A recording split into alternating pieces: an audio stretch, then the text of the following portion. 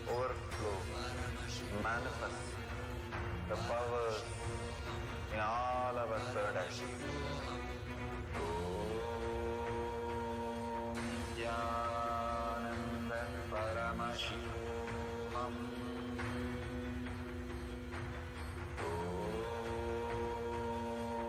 Jnananda Paramashivoham.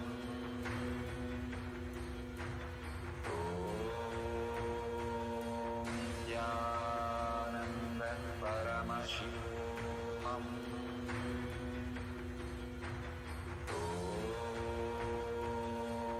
Jnananda Paramashivoham.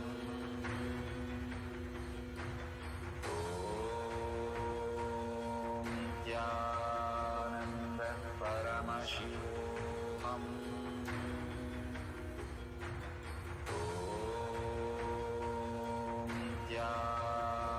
Jnananda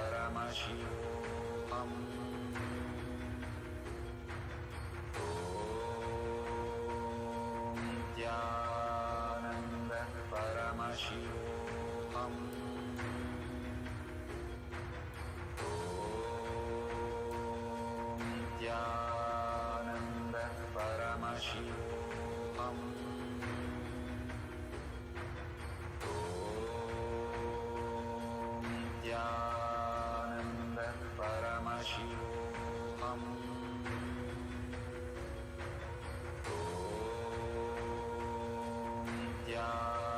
Jnananda Paramashivoham.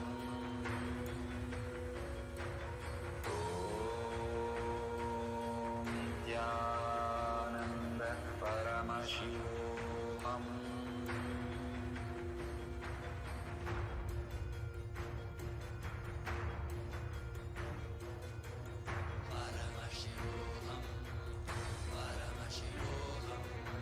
Let Paramashiva's third eye manifest in all our third eyes.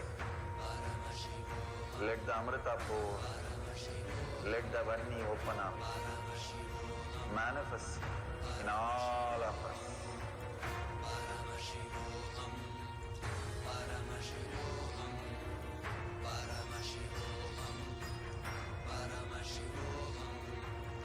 Let Paramashiva overflow, manifest the powers in all our third eye. Jnananda Paramashivoham.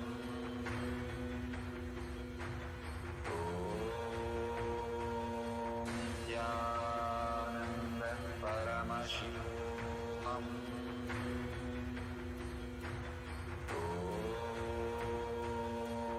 Jnananda Paramashivoham.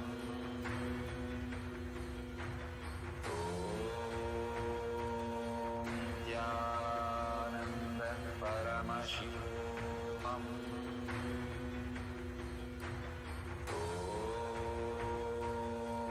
Jnananda Paramashivoham. Yes, with this, we come to the conclusion of the power manifestation session. Objects which you could have seen in front of me are a fan, an electric fan, a battery, a remote control, and a cup and a flower vase. Those would have been 5 possible objects you could have seen. If you have seen any of these objects in your inner space, applaud yourself.